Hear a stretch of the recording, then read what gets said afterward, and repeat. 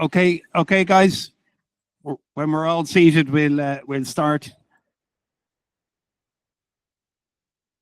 So just while you're taking your seats, I hope everyone had a chance to get refreshments and get a breath of fresh air, maybe. I'd now like to invite Naomi Fitzgibbon, our Director of Servicing and Nurses, to read a tribute to our former CEO and wonderful friend, Lillian McGovern. Thank you, Naomi.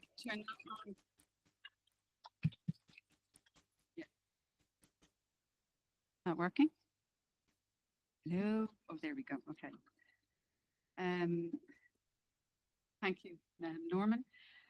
As we celebrate 40 years of the IMNDA, it is only fitting that we take a moment to honour someone who played such a pivotal role in shaping the organisation, our former CEO and dearest friend, Lillian McGovern, whom many of you will have known. We are so grateful to be joined by her family here today. Lillian led the IMNDA with extraordinary compassion, dedication and vision. For her, it was never just a job, it was a calling. She carried the hopes and fears of so many families with grace and humanity, always putting people at the heart of every decision. That's what really set her apart. Her leadership helped expand the services, secure vital funding and strengthen the IMNDA to becoming the organisation we are proud of today. But it was her kindness that left the deepest impression on everyone who knew her. Her warm smile, her infectious laugh, her very steady wisdom, and her deep care for every person she met. She always had time for everyone. Even if she didn't, she made time for them.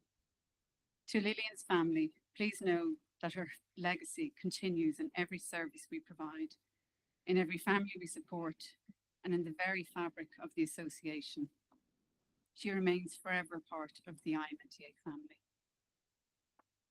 But on a more personal note, anyone who knew Lillian will remember that she wasn't just a remarkable leader. She was also the life and soul of any gathering, whether it was a fundraising event or a simple get together. She would want everyone to get the most out of the day. She never missed an opportunity to make sure everyone was comfortable and enjoyed themselves, no matter what the occasion. So let's do that in her honour today. As a legacy to Lillian, we have planted a native Irish wood oak tree with Irish trees in Knoll, County Dublin. Something that will stand for generations to come, just like the work of the IMND will continue to support those living with the MND. I'm honoured to present the certificate to Declan and Stephanie.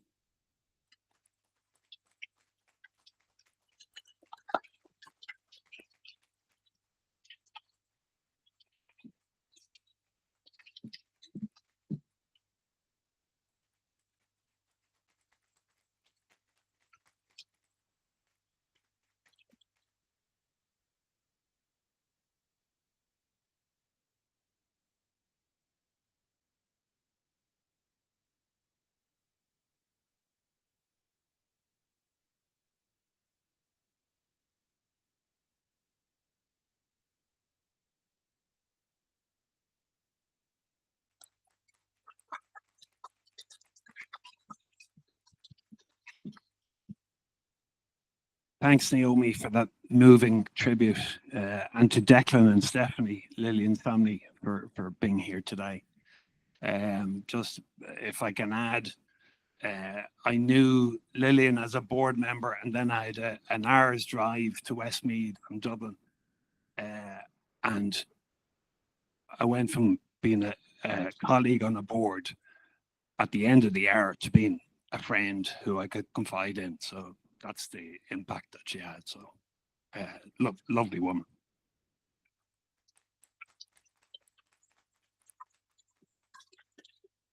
I'd now like to invite Fiona Thornton, our Head of Communications, to talk through the recent developments within the team. Thanks, Fiona.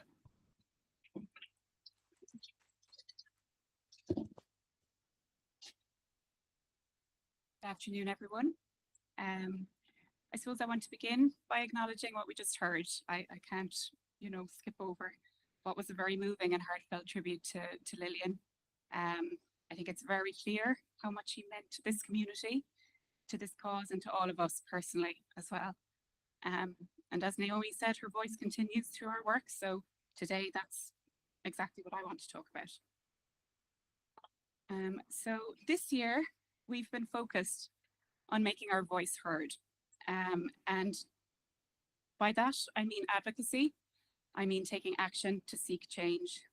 As many of you in this room will know, 85%, actually it's 86% of our funding comes from the public, comes from donations, fundraisers. 86% is huge. So it's time for that to change. And basically we're looking for the government to do more. So in 2025, we brought MND into key conversations. We met with the CEO of the HSE. We sat down with the Department of Health, with Minister Jennifer Carroll McNeill, and we met with the Taoiseach, as you can see from this photo, the team. And of course, we were absolutely thrilled that the Taoiseach accepted our invite to attend today. So I suppose it's safe to say we're not knocking on doors anymore, we're in the room, but the important thing is that we need to stay there. And that requires all of us and all of you using your voice as well, if you can, because that way we can build political pressure together and create real change. So today we are launching a petition. It's basically to support what Kevin had referenced earlier, a pre-budget submission that we have already made for this year. And our ask is really, really simple: sign, share, speak out. So we're asking the government to take action now for proper funding, for sustainable supports, and for recognition of what people with MND and their families live with every day. So we need thousands of voices behind this. So if you go to myuplift.ie, or if you're tech savvy enough, you can scan the QR code on your phone from the screen, and it'll take you directly there. And basically, we're looking for people to ask others to do the same. It's a simple petition to sign, and it basically strengthens our case, especially as we head into pre-budget talks. And don't worry about scanning today. We'll be sharing this. We'll be putting it on social media. We'll send it out in our e-zine, so you'll have another chance to support if you don't get the chance today. And just to quickly mention, if it was something that you're interested in helping our communications team with, there are ways that you can use your voice and back up what we're doing. There's such power in writing a letter to your local TD, sharing your story, sharing your experience, and passion for the MND community. And also simply just spreading the word, keeping an eye on what we're doing. You might follow us on social media, share our campaigns. You have no idea what, a simple share like that the impact it can have. And if it's something you'd like to kind of get more involved in, feel free to reach out to our comms team at any time, and we can help with anything like that. So that naturally brings me to our Voice for MND campaign this year. Usually we ask people to stay silent by doing a sponsored silence, which some of you might have done in previous years. But this year we're asking people to speak up. So following last year's survey, which some of you might remember, we did it among our clients to find out how devastating the loss of speech is, not just practically, but emotionally as well. So this year we've gone about it a different way. We have a survey live at the moment on social media to understand the public's awareness of voice loss as a symptom and to understand the meaning of everybody's voice to them. So by doing this, it creates an outlet to talk about what's needed, what technology is needed for people who are impacted when their voice is lost because of MND, and basically how this technology needs to be funded. So simple ask today, if you can spread the word for us about the campaign. If anybody here would like to help us, do a video message we were talking about to the public today, chat to us later. We'd love to hear from you if myself and Derval are here. But now I want to leave you with this. As you'll have heard loads of times at this point, this year marks 40 years of the IMNDA, and we're still here, we're still fighting. There's lots done, but there's definitely lots more to do. So we hope you'll continue the journey with us.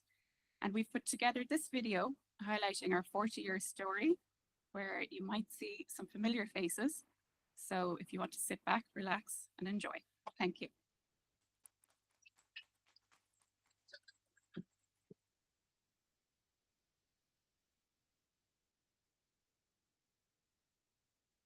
Gathering of like-minded people, none of whom knew the other.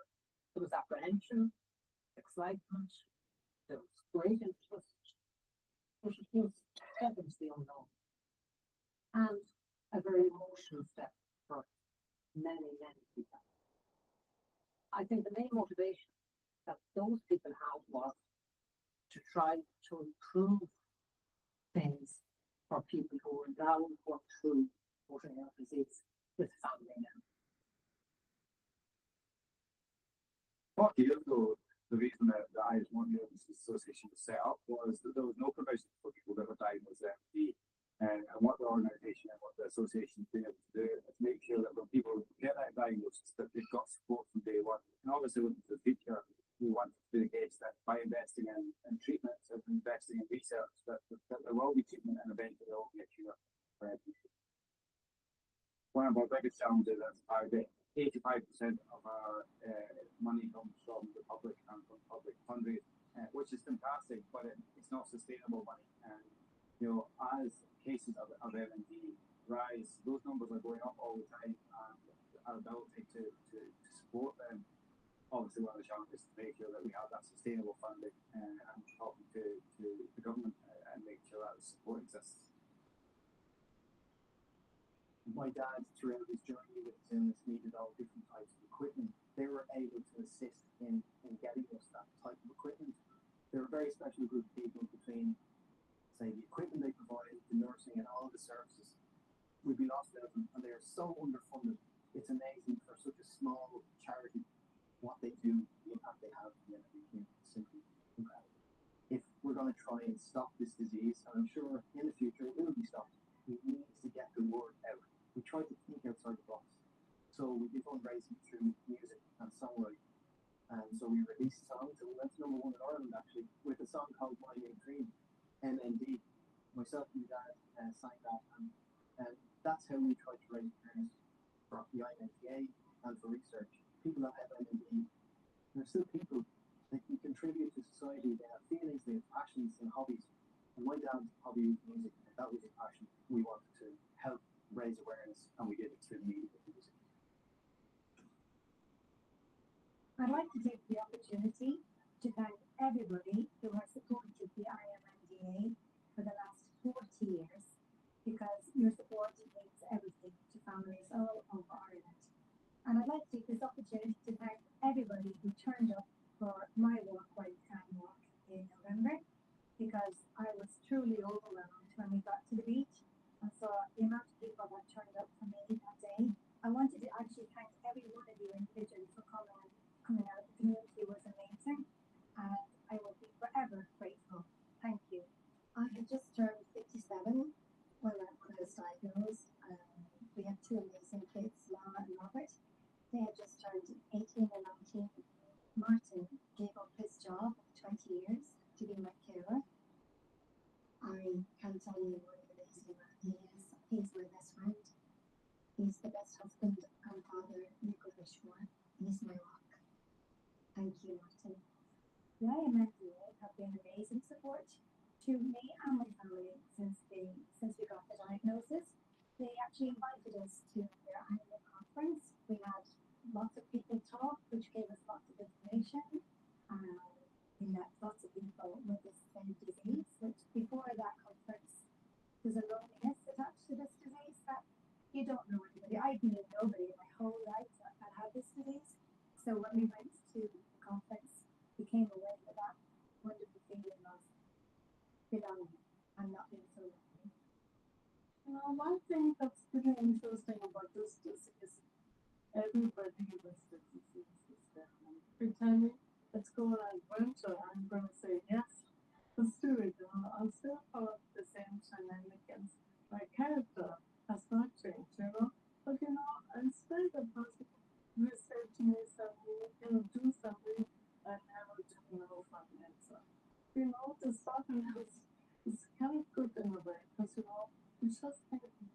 will do everything. The hopes and goals of the nursing and services team are to ensure that people living with motor neurone disease are supported and cared for as best that we can. And that is a case of ensuring that the nurses are available to meet the person and the whole family, meeting their needs and having the equipment and support, psychological supports available to them when they need it and as often as they need it. Part of our role as a motor neuron nurse in working for the Motor Neurone Association, we're there to make sure that our patients and clients are getting the best, that they're well linked in with the community, that they're linked in with the multidisciplinary team in the hospital, and that really that they're getting the best that's available for them, equipment and services, home care, and we provide and we assist with all that. I look at the bravery and resilience of people that have motor neuron disease and their families and their friends around them, the whole community, and it's astonishing and it's so inspiring. I know how important our services are, what a difference our nurses make, what a difference our equipment makes, what a difference our services make to people, and that's the thing that really makes a difference, to really strive to make sure that we can do that for every individual with motor neuron disease.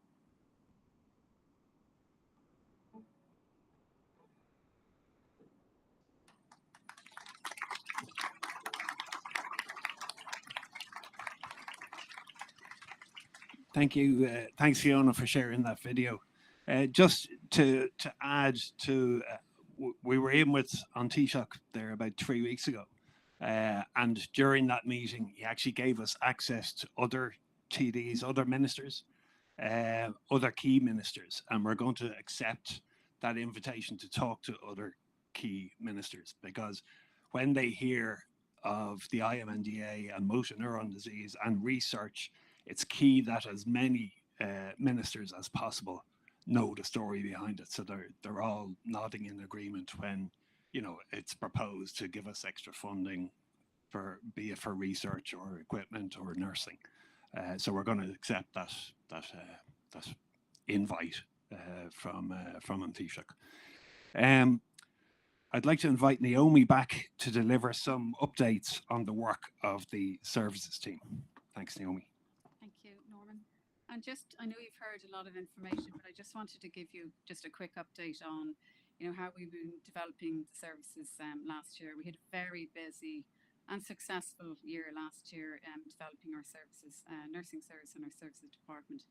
And it has been deeply meaningful and productive year. We're so proud to have supported the people that we have supported. And some of you are here today, and thank you for coming. Our team of nurses continues to be vital lifeline for families, offering not only the direct care, but also the practical and emotional support. And we deepened our services this year by hosting online caregiving courses facilitated by very skilled Mary Scarf. Those who attended said it equipped them with essential skills and knowledge to cope with MND and connect the community of people with similar experiences.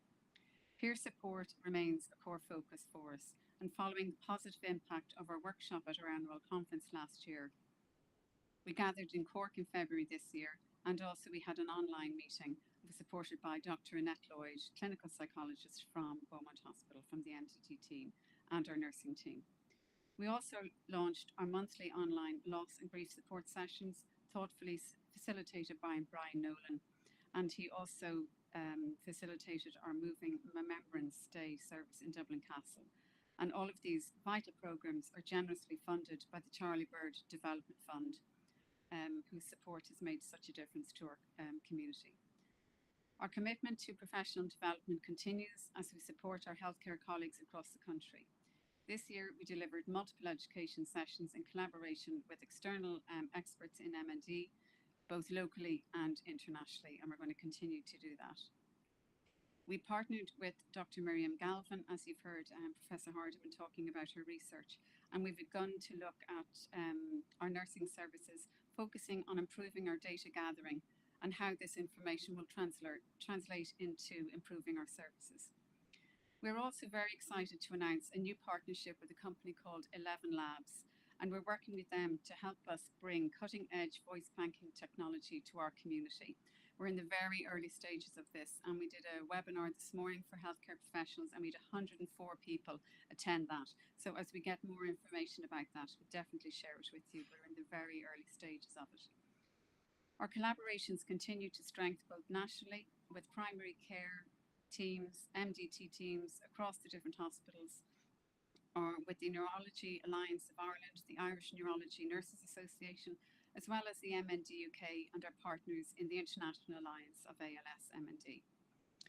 I would like to express my heartfelt thanks to our incredible nursing and services team and to the wider organisation, whose dedication, compassion and tireless work ethic have made our activities possible. Their efforts have touched hundreds of lives and continue to make a real difference every day. We really look forward to welcoming you to our next annual AGM and conference, and that will be in the 3rd and 4th of October in Cork. And Tracy is going to start working on that as we speak. That's her next gig. So thank you, everybody.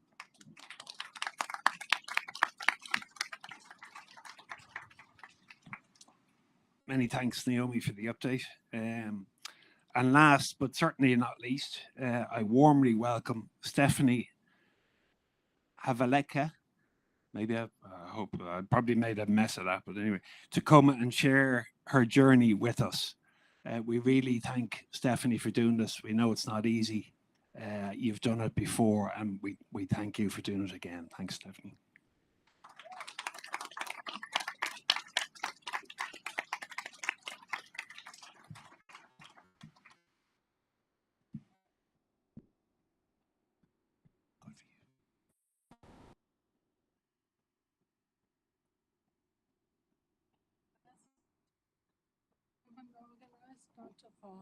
No, maybe let's do this. Can you guys hear me? Yeah. No, I'm gonna fall. No.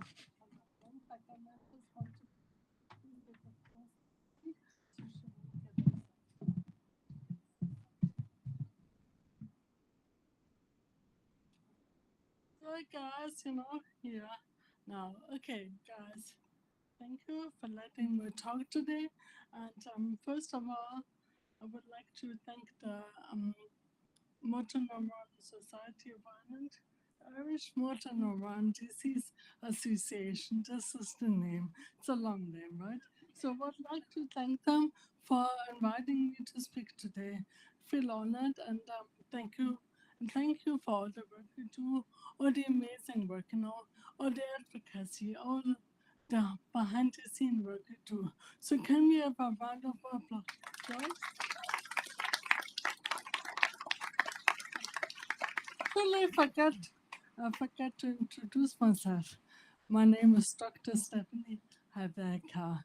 It's a Czech name in Germany. I'm Czech, I'm also American. So, I'm a mutt, as they say, like my dog, right? So, I need to have my notes out. Sorry, I forgot. So, before I share my personal story, I'm gonna talk. I do have primary lateral sclerosis. It's one of the 5 known motor neurone diseases, right? There are 5. Orla, correct me if I'm wrong. I think there are 5 different ones. Yeah, sort of, there's ALS, there's upper motor neurone disease, there's primary lateral sclerosis, there's Kennedy disease, and then right. This, yeah. Okay. She knows better than me.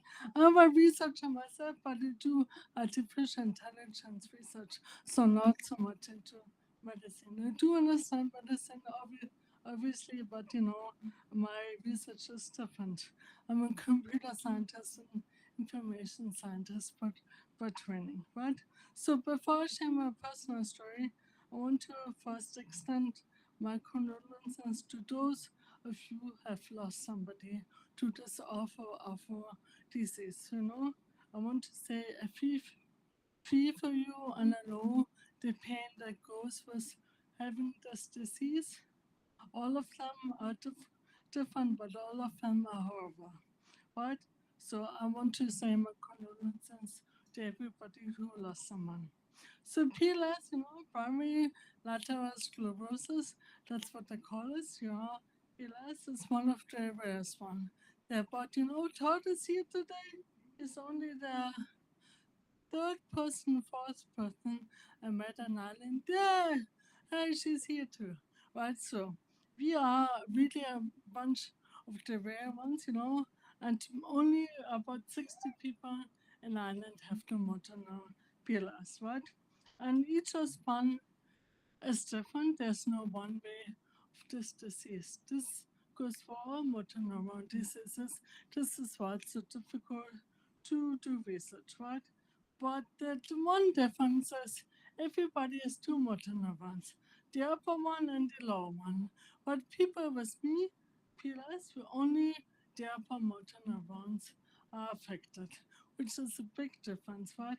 But as I said, there's no one way.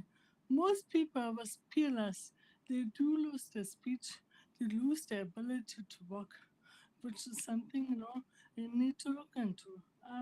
Only have my relator now for 2 years. Before I was still backing, do everything, but it was time for a relator, right? And then I also want to say, some days, when I go home, I remember how lucky am I that I only have PLS, right? That I don't have ALS. Because this is the really hard one. It sucks, as they say. Excuse my English. Right. So first, I want to talk about how it started with me. I was living in the States, I do as a researcher, was a conference presentation, right? And then I noticed during one conference presentation, my leg was shaking, right? Get this funny shaking leg. It's called clonus, right? And then I thought nothing about this. Then I moved to New Zealand for my PhD research, and I used to wear lots of heels, right? And I went out with friends wearing high heels again. Suddenly I thought, huh, cannot walk in my high heels anymore. Something must have happened, right? But I thought, this is just, PhD stress, research stress, living off a remote island in far away from family and friends. Right? And then someone, my German and American friend, said to me, your speech sounds different, right? Did you drink? They said to me later on, they thought when I was on the phone, I already had a cup. Her PhD research must be really tough. She's been drinking more, right? So anyway, but I thought nothing about this, Thought, this is something that when you stress, when you changes in lifestyle, blah blah blah. Then a friend of mine came to New Zealand and we did a hike together. I mean, every hike I used to do trekkings. I've been in Himalayan to Mount Everest Base Camp, for example. So, something was wrong when I fell twice to one hike. So, I knew something was up. But, PLS is such a rare disease. A diagnosis can take a long time. Usually, you get only diagnosed with probably PLS. Then, for the first 5 to 6 years, they need to monitor you and need to make sure it's not going to change to ALS. But in my case, I'm out. Hopefully, I'm out of the woods. Last time I talked to Robert at the Beaumont Hospital, he said to me, Stephanie, you PLS now. But it's a good sign for me.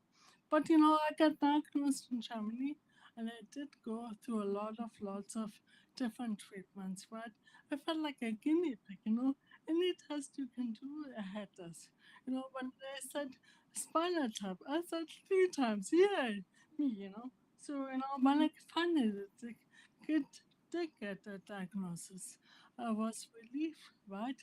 But at the same time, it's really difficult to understand from a rational point of view, also from an emotional point of view. And to be honest, I think I cry a lot, stay quite a lot, and on bad days, what I do, go for a walk. I live in Sandymount, go for a walk with Lucy, and I don't care, just cry to let it out. But it's really important that we as a community share the grief with each other. That's not easy to be two of those battles. I'm trying to live my life as best as possible. Right? And now I want to talk be fair, but the symptoms of PLS, they're really funny.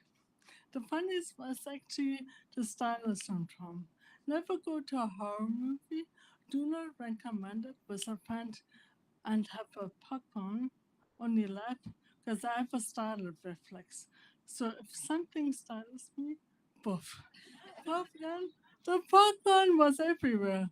I felt a bit bad, but you don't notice, Until this day, I do have coffee stains on my wall, on my high ceiling, because, I was startled. The other thing do have, we do fall a lot, right? I did have 83 falls so far, because I counted them all. Still do, and believe me, you can even fall with a relator, which has happened to me so far 3 times, right? So, and I also want to talk about spasticity. People do not understand when you tell them it's spasticity, right? They think, oh, can you just go and have a massage or do something? No, spasticity can be explained easily. Think of a traffic light, right? There's a traffic light, and instead of that traffic light can haywire. So instead of smooth going, stop signals to your muscles to get constant stop signals. So constantly your muscles are tight and then can never relax. Nothing will happen unless you get some treatments. And I want to talk about Deirdre. She's the right? Deirdre, do you pronounce this correctly? Sorry, my Irish accent is not existing. Deirdre has been amazing. I'm gonna get for the third time my Botox shots with her, and I cannot thank her enough for being fantastic. Really, really. A round of applause for Deirdre.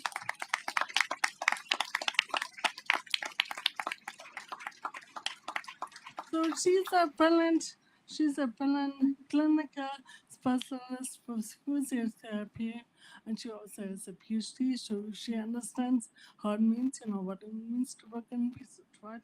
Obviously. Then I also want to give a shout out for the counseling grant, right? I got a counseling grant from the IMDNA. As the grant is finished, I get it twice, but while I still do see my counselor, I say as a New Yorker therapist, everybody in New York City has a therapist anyway, right? But I do see my counselor. It's really important because you need to support by somebody that's not your family, not your friend. You need professional help by somebody, right? So to get finished soon, people always ask me what's the hardest part of working full time. I'm an assistant professor early career because I only got my PhD when I was 40, hold on, 45, So I just turned 50. Yeah. Anyway, so I did get my PhD later in life, People do this, and when I started, I didn't know that I would get this disease. Would I do it again? Yes, of course, because I like research, I like writing, I like teaching. So, but one of the most important things is that we talk among each other, right? That, I went to the Motor Neurone Society annual meeting last time for the first year because I'm only been on island like 3 years now, right? And I met so many people with similar stories, right? And to share understanding is so important. And then, what I can tell you too, for those people that have PLS, do two fantastic Facebook sites. One is for the Americans, but everybody can join. You don't have to be American, right? And one is for people worldwide. This is a community. This is the only reason I'm still on Facebook, right? But this is really, I learned so much from them. Then we also have a WhatsApp group, right? If you live here, you will just recently get diagnosed. Talk to me and talk to you, gonna get you into this group. If you have a small group, people are Noreen is the one in charge of it. So we have a small group and we share things, and perform front finish up. Want to talk what inaccessibility of everything. Because this is something I never noticed, right? When you have healthy, you never think about, there's no lift. Maybe the toilet is too small. Why can I not just get around? For example, I recently presented my so that mom did I now. I recently presented my research in Dubrovnik, right? And the conference venue was inaccessible. Could go to the bathroom alone, but going back there was some banister. So think about how many times a day do you use stairs? How many times do you use stairs? Do you use the escalator to just run somewhere without thinking? For us, and unfortunately, teacher, he left already, but if you need me to talk to him, I talk to him. For sure. Right? Because what we need in this country, we need better disability laws, we need more advocacy, you're doing this, you're moving in the right direction. And, we need more support by HSE. Myself, for example, I need more long term support. If we're going to live with this disease, hopefully for the next 20 to 30 years, I need long term financial support. Everything I do, I pay with my own private insurance right now, right? Beside the Botox. HSA pays for the Botox. But we need more support. We need better disability laws. We need more awareness how this disease can happen to everybody, right? So to finish this up now, got a t-shirt from my friend that I just saw in New York City. And there's a guy that lives with this disease, PLS, for over 30 years now. He got diagnosed when he was 39. He lives in Australia, right? Here's the thing, I'm gonna release my t-shirt now. Here's the thing, I accept, adapt, and adjust. This is something, hold on, and trust. So I got a t-shirt.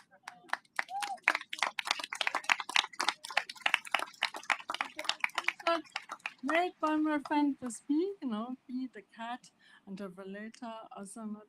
So we need to do this constantly. We need to accept that we have that, we need to adapt, and we need to adjust. And I also want to tell everybody life is not a given, right? Life is so precious.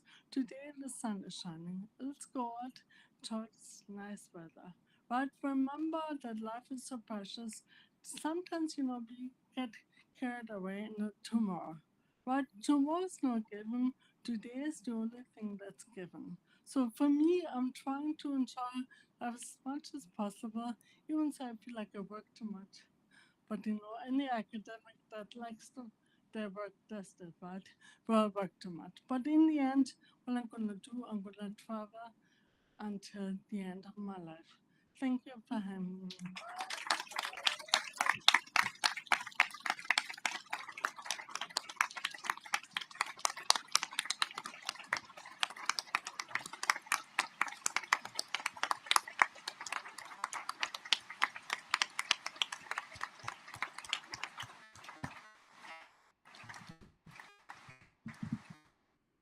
Thank you, Stephanie, for sharing your personal story with us. I think through that story, I suppose the theme of today, uh, 40 years of courage, care, and community. I think Stephanie encapsulated that in her speech. Courage, care, and community. So that struck me. Thank you, Stephanie. I had the pleasure of Stephanie's company at the annual AGM last year. So we sat together at the table. So I enjoyed her company and an incredible lady. Thank you.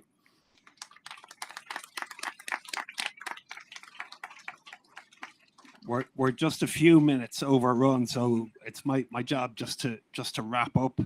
I want to congratulate all the awardees and thank speakers, organisers, and staff, and especially Orla as well, to acknowledge Orla and the Lifetime Achievement Award. It was fantastic that An Taoiseach could be here to do that, so it's really fitting. Thanks to Salesforce and the catering team for the location. Absolutely fabulous room on a beautiful day. We acknowledge those living with MND and your carers, your families, and we just want to reiterate we are here for you. So do come, do use the services. We'd invite guests to stay as well to mingle, a few more refreshments, and we'll enjoy your company if you want to stay on. Thanks again. Thank you, everybody. Thank you, Salesforce. Thanks for coming. Thank you.